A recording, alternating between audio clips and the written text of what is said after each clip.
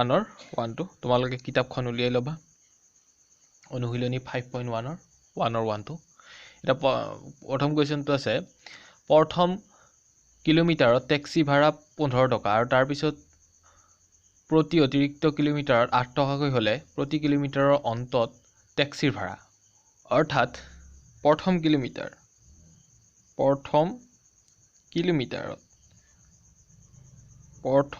কিলোমিটাৰত তোমাৰ কিমান আছে 15 টকা এতিয়া দ্বিতীয় কিলোমিটাৰত কি হ'ব দ্বিতীয় কিলোমিটাৰত তুমি এক্সট্ৰাকে আকৌ 15 টকাৰ লগত 8 টকা দিব লাগিব কিমান হ'ব 23 টকা এতিয়া তৃতীয় কিলোমিটাৰত কিমান দিব লাগিব 8 টকা আকৌ বেছি অৰ্থাৎ প্ৰতি কিলোমিটাৰত তোমাৰ কিমানকৈ বাঢ়ি গৈ আছে 8 টকাকৈ বাঢ়ি গৈ আছে অৰ্থাৎ 15 23 34 এনেকৈ আমি এনেকৈ গৈ থাকিব এতিয়া ইয়াৰে মাজৰ ডিফাৰেন্সবিলাক কি একেই গতিকে ই কি প্ৰগতিত আছে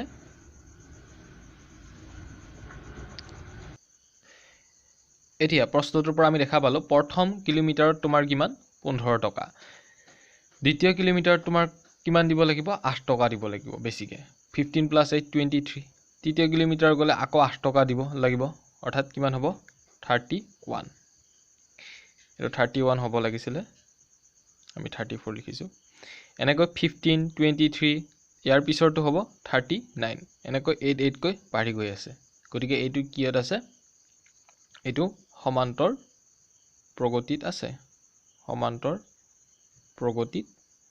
আছে আমি অনুশীলনীৰ 2 নম্বৰ অংকটোলৈ আমি আগবাঢ়িছো 2 নম্বৰ অংকটো আছে এটা গেছ সিলিন্ডাৰৰ পৰা ভেকুৱাম পাম্প এটাই এবাৰত সিলিন্ডাৰত থকা বায়ুৰ 1/4 অংশ নিষ্কাশন কৰিলে সেই সিলিন্ডাৰটোত প্ৰতিবাৰ নিষ্কাশনৰ পিছত ৰৈ যোৱা বায়ুৰ পৰিমাণ অৰ্থাৎ আমি প্ৰথমতে এটো লিখিছো এক্সাৰসাইজ 5.1 আৰু ইয়াৰে তোমাৰ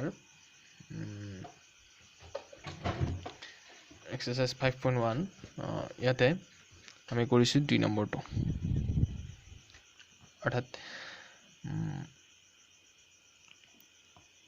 এবাৰত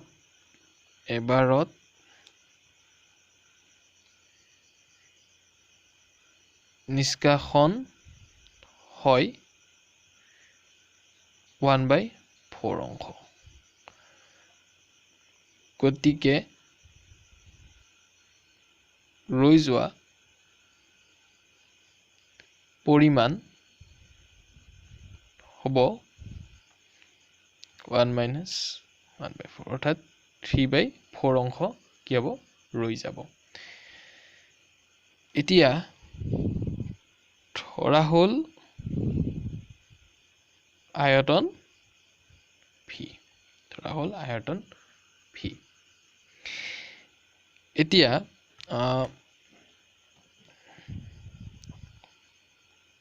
প্ৰথমবাৰ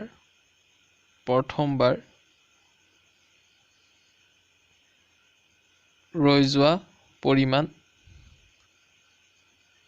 মানে 1/4 অংশ গুচাই দিয়াৰ পিছত প্ৰথমবাৰ ৰৈ যাব 3/4 v আমি 3/4 টো v লগত মাল্টিপ্লাই কৰি দিছো কৰি দিয়াৰ কাৰণে এইখিনি প্ৰথমবাৰ ৰৈ যাব এতিয়া দ্বিতীয়বাৰ ৰৈ যোৱা পৰিমাণ হ'ব আকৌ 3/4 v ৰ পৰা তাৰ লগত আমি এইখিনি মাল্টিপ্লাই কৰিম এইখিনি ৰৈ যাব কাৰণ আমি প্ৰত্যেকবাৰতে 1/4 অংশ নোহোৱা কৰি দি আছো গতিকে ইয়াৰ পৰা পাবা 3/4 স্কয়াৰ v তৃতীয়বাৰ ৰৈ যোৱা পৰিমাণ হ'ব 3/4 স্কয়াৰ v ইয়াৰ পৰা আকৌ 3/4 অংশ অৰ্থাৎ 3/4 কিউব v আচ্ছা এতিয়া তোমাৰ এনেকে ক্ৰমটো তোমাৰ কেনেকে বাঢ়ি গৈ আছে v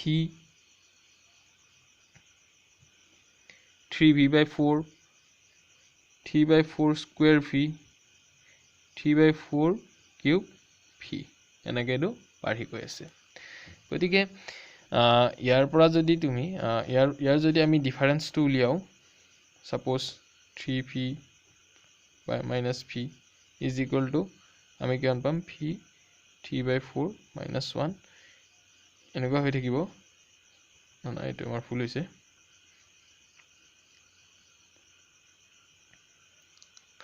আমি কি উলিয়াব লাগিব 3 4 minus v not equal to কি হ'ব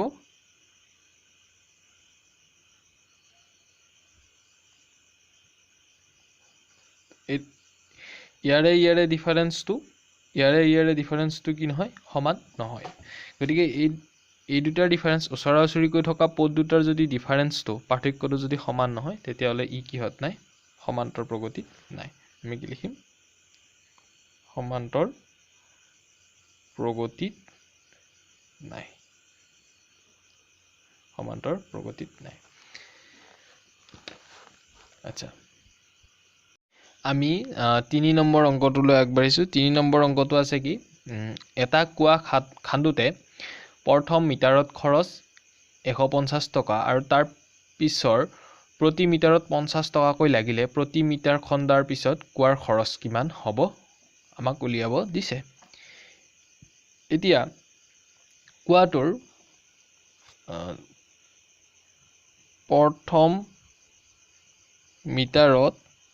প্ৰথম মিটাৰত কিমান হৈছে প্ৰথম মিটাৰত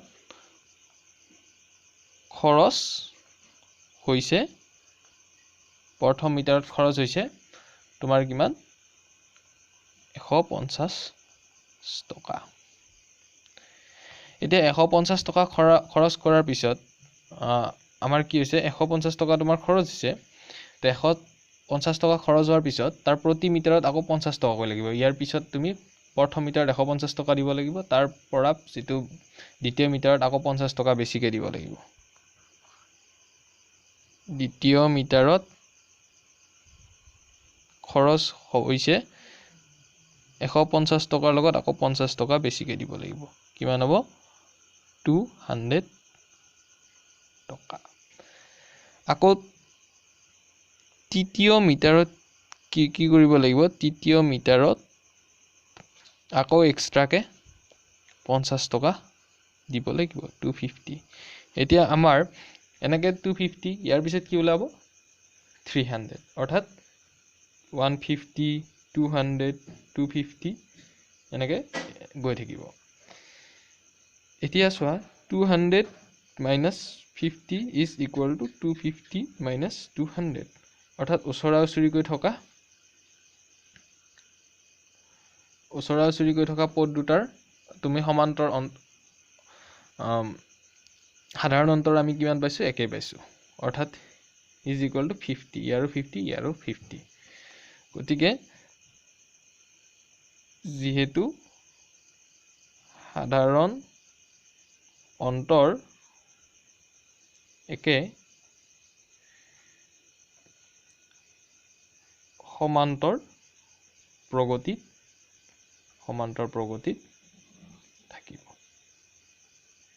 প্ৰগতিত থাকিব এতিয়া আহিছো আমি অনুশীলনীৰ 5.1 4 নম্বৰ অংকটোলৈকে এটা 4 নম্বৰ অংকটোত আছে 10,000 টকা বছৰি 8% মিশ্ৰ সুতৰ হাৰত জমা কৰিলে সেই একাউণ্টত প্ৰতি বছৰে থাকিব লগা ধনৰ পৰিমাণ এতিয়া আমি মিশ্ৰ সুতৰ ফৰ্মুলাটো মিশ্ৰ সুত মানে কম্পাউণ্ড ইন্টাৰেষ্ট CI বুলি লিখা হয় CI is equal to P1 plus R by 100 to the power n P মানে হৈছে মূলধন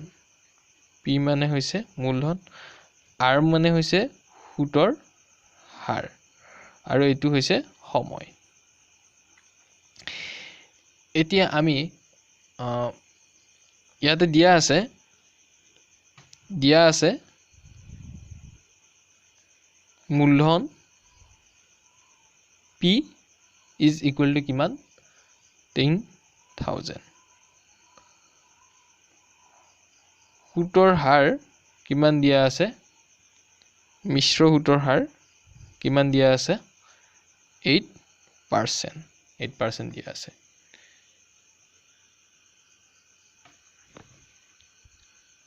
এতিয়া দিয়া আছে মূলধন কিমান P 10,000 আৰু মিশ্ৰ সুতৰ হাৰ কিমান দিয়া আছে 8%।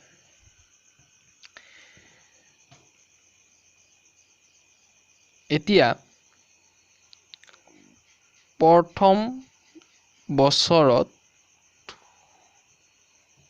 সুদ হ'ব কিমান মিশ্ৰ সুদ হ'ব 10,000 into 1 plus 8/100 to the power 1 অৰ্থাৎ 10,000 1 plus 8 দ্বিতীয় বছৰত কিমান হ'ব তৃতীয় বছৰত সুদ হ'ব কিমান হ'ব দ্বিতীয় বছৰত সুদ 10,000 1 plus 8/100 to the power 2 এতিয়া তৃতীয় বছৰত সুদ হ'ব কিমান 10,000 1 plus 8/100 to the power 3 গতিকে এই সিৰিজটো এই গোটেইখিনি কেনেকৈ গৈ আছে 10,000 1 plus 8/100 10,000 1 plus 8 square 10,000 1 plus 8 cube এনেকৈ গৈ থাকিব এই সিৰিজটো গতিকে তুমি যদি কৰি চোৱা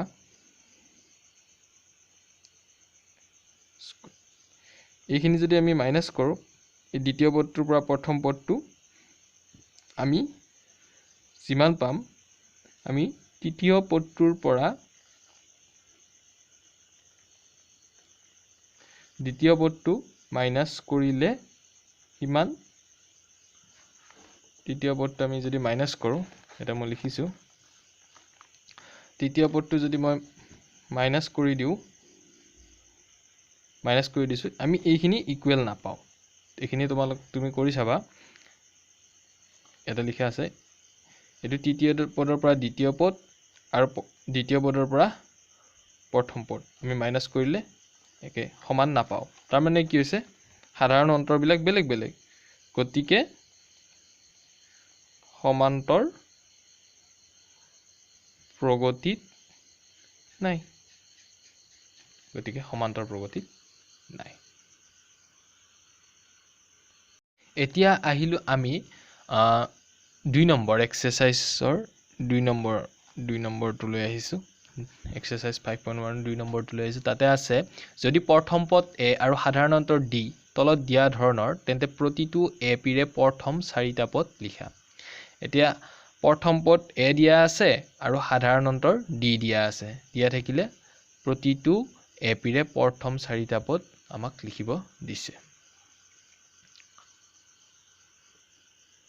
এতিয়া ইয়াৰে প্ৰথম অংকটোত কি আছে a ৰ ভ্যালু কিমান আছে 10 আছে আৰু d ৰ ভ্যালু কিমান আছে 10 আছে এতিয়া a টো হৈছে প্ৰথম পদ d হৈছে সাধাৰণ অন্তৰ এতিয়া আমি প্ৰথম পদ এটো পাম দ্বিতীয় পদটো তাৰ লগত 10 যোগ কৰা 20 পাবা তৃতীয় পদটো 20 লগত আকৌ 10 যোগ কৰা 30 পাবা 30 লগত আকৌ 10 যোগ কৰা 40 পাবা অৰ্থাৎ 10 10 কৈ বাঢ়ি গৈ আছে মানে সাধাৰণ অন্তৰ কি আছে 10 আছে গতিকে 10 20 30 40 এনেকৈ গৈ থাকিব গতিকে 4টা পদ ইয়াতে লিখি দিবা তোমালোকে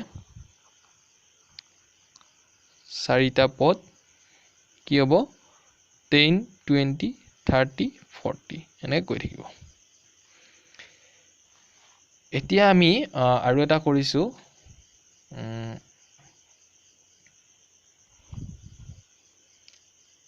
5 নম্বৰটো কৰিছো 5 নম্বৰটোত আছে a equal to minus 1.25 আৰু d equal to 0.25 minus আছে গতিকে প্ৰথম পদটো কি হ'ব দ্বিতীয় পদটো ইয়াৰ লগত আমি কি কৰিম এইটো যোগ কৰি দিম যোগ কৰি দিলে আমি কিমান পাম minus 1.5 পাম minus 1.5 পাম এতিয়া minus 1.5 ৰ লগত আমি কি কৰিম আকৌ minus 0.25 টো আমি যোগ কৰি দিম যোগ কৰি দিলে আমি কি পাম minus 1.75 এনেকৈ গৈ থাকিব অৰ্থাৎ আমাৰ সিৰিজটো কি হ'ব -1.25, -1.50, -1.75 এনেকৈ গৈ থাকিব। আৰু 2 নম্বৰটো আমি কৰি দিছোঁ। 2 নম্বৰটো a = -2 আছে আৰু d = 0 আছে। তো প্ৰথম পদটো 2 হ'ব, দ্বিতীয় পদটো 2 হ'ব, তৃতীয় পদটো 2 হ'ব, চতুৰ্থ পদটো 2 হ'ব। ইয়াতে তোমালোকক 4টা পদ উলিয়াব দিছে আৰু ইয়াৰ পিছৰ পদটো তোমাৰ কি হ'ব? ইয়াৰ পিছৰ পদটো -2 হ'ব। মানে কি কৰিব লাগিব? নেক্সট 1.75 ৰ লগত -0.25টো আমি কি কৰিম? এড কৰি দিলে আমি কি পাম? আমি 2 পাম, -2 পাম, -2 পাম। অৰ্থাৎ এইটো -2 এনেকৈ আমি 4টা পদ লিখি দিছোঁ। আমি আৰু কুৱেশ্যন নম্বৰ 4টো কৰিছোঁ। কুৱেশ্যন নম্বৰ 4টোত আছে a = -1 and d = 1/2। এটা প্ৰথম পদ -1, দ্বিতীয় পদটো কি হ'ব? -1 + 1/2 = কি পাবা? 2 -2 + 1 -1/2। এতিয়া ইয়াৰ এইটো দ্বিতীয় পদ, আমি তৃতীয় পদটো কি পাম? -1 + 1 1/2 -1/2 + 1/2 = 0। তাৰ পিছৰ পদটো আমি কি পাম? 0 + 1/2 1/2। এতিয়া পদকেইটা কি হ'ল?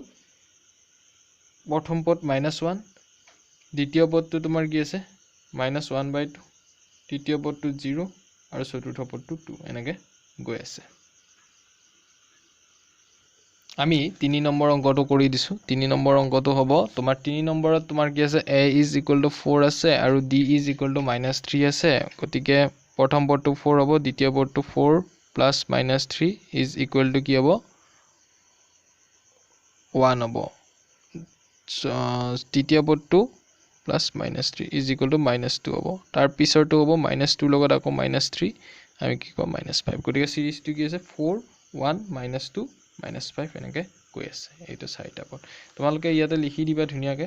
এইটোতো লিখি দিবা প্ৰথম 4টা পদ এনেকৈ লিখি দিবা। ইয়াতো লিখি দিবা প্ৰথম 4টা পদ এনেকৈ লিখি দিবা। আমি 3 নম্বৰ অংকটো আগবাঢ়িছোঁ। তলত দিয়া সমান্তৰ প্ৰগতিসমূহৰ প্ৰথম পদ আৰু সাধাৰণ অন্তৰ নিৰ্ণয় কৰা। এতিয়া 3 ইয়াতে আছে চিৰিজটো 3 1 -1 -3 . এতিয়া প্ৰথম পদ তোমাৰ কি হৈছে? a = 3। এতিয়া সাধাৰণ অন্তৰ কি হ'ব? দুটা ওচৰা ওচৰিকৈ থকা পদৰ পাৰ্থক্যটো। এতিয়া আমি কি কৰোঁ? সাধাৰণ অন্তৰ উলিয়াবলৈ দ্বিতীয় পদৰ পৰা প্ৰথম পদ নতুবা তৃতীয় পদৰ পৰা দ্বিতীয় পদ তেনেকৈ।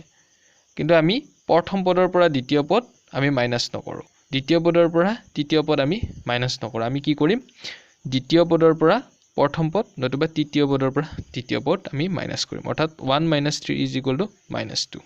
আমি মানে কি নকৰোঁ? 3 - 1 = 2। এইটো কি হ'ব? এইটো ফুল হ'ব। এইটো আমি এনেকৈ নকৰোঁ। আমি কি কৰোঁ? এইটো পদৰ পৰা এইটো পদ আমি মাইনাছ কৰিলেহে ডিটো পাম। অৰ্থাৎ ইয়াতে এইখিনি ওলালে।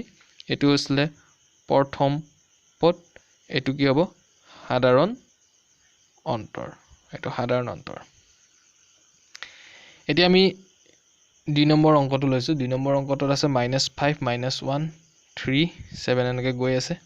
গতিকে a = -5 আছে, d হ'ব তোমাৰ কিমান হ'ব? d কিমান হ'ব? d হ'ব -1 -5, অৰ্থাৎ -1 + 5 = 4। এতিয়া 3 নম্বৰ অংকটো আছে আমাৰ। 3 নম্বৰ অংকটোত আছে 1/3 5/3 9/3 13/3 এনেকৈ গৈ আছে। প্ৰথম পদ আছে 1/3, d হ'ব 5/3 - 1/3 3 5 - 1 4/3। ইয়াতে লিখি দিবা প্ৰথম পদ সাধাৰণ অন্তৰ এইখিনি হ'ব। ঠিক তেনেকৈ আমি 4 নম্বৰ অংকটো কৰিব পাৰোঁ। 4 নম্বৰ অংকটো হ'ব 0.6 1.7 2.8 3.6 9 এনেকৈ গৈ আছে প্ৰথম পদ কিমান আছে এটো হ'ব প্ৰথম পদ এটো প্ৰথম পদ এটা সাধাৰণ অন্তৰ কি হ'ব সাধাৰণ অন্তৰ d is equal to আমি কৰি দিও এখিনি কৰিলে আমি কিমান পাম 1.1 পাম এটো হৈছে ইয়াৰ आंसर 4 নম্বৰ অংকটো আগবাঢ়িছো তাতে আছে তলৰ কোনবোৰ সমান্তৰ প্ৰগতিত আছে প্ৰথমতে আমি পৰীক্ষা কৰিব লাগিব ই সমান্তৰ প্ৰগতিত আছে নে নাই যিবিলাকে সমান্তৰ প্ৰগতি গঠন কৰিছে তাৰ প্ৰতিটোৰে সাধাৰণ অন্তৰ দি নিৰ্ণয় কৰা আৰু পৰৱৰ্তী তিনিটাকৈ পদ নিৰ্ণয় কৰিব লাগে এতিয়া আমি প্ৰথমতে টেষ্ট কৰিম যে সাধাৰণ অন্তৰবিলাক সমান হয় নে নহয় যদি সমান হয় এটো সাধাৰণ অন্তৰ হয়নে এতিয়া আমি প্ৰথম অংকটো লৈছো প্ৰথম অংকটো আছে 4 ৰ 1 টো কি আছে 2 4 18 and 16 এনেকৈ গৈ আছে এতিয়া ইয়াৰে a1 2 আছে a2 কিমান আছে 4 আছে a3 কিমান আছে a3 আছে তোমাৰ 8 a4 আছে তোমাৰ 16 এতিয়া a2 - a1 is equal to 4 - 2 equal to 2 a3 - a2 is equal to কি হ'ব 8 - 4 equal to 4 a4 - a3 is equal to 16 - 8 8 গতিকে চোৱা ইয়াৰে দ্বিতীয় পদ আৰু প্ৰথম পদৰ ডিফাৰেন্সটো তৃতীয় এই গুটেকিটা ডিফাৰেন্সটো আমাৰ একে হ'ব লাগিছিল কিন্তু একে হৈ থকা নাই গতিকে ইয়াৰ সাধাৰণ অন্তৰ কি বেলেগ বেলেগ গতিকে আমি লিখি দিম ই সমান্তৰ প্ৰগতিত নাই গতিকে আমি লিখি দিম ই সমান্তৰ প্ৰগতিত নাই আমি 2 নম্বৰ অংকটো লৈছো এটো আমি আৰু কৰিব নালাগে যেটো সমান্তৰ প্ৰগতিত নাই আমি 2 নম্বৰ অংকটো কি আছে 2 নম্বৰ অংকটো আছে 2 নম্বৰ অংকটো আছে তোমাৰ 2 5/2 3 7/2 এনেকৈ গৈ আছে এতিয়া a1 2 আছে a2 5/2 আছে a3 3 আছে a4 7/2 এটো প্ৰথম দ্বিতীয় তৃতীয় চতুৰ্থ পদ বুজাইছে এতিয়া a2 - a1 উলাইছো 5/2 - 2 আমি কৰি দিছো ইয়াৰ পৰা আমি কি পাম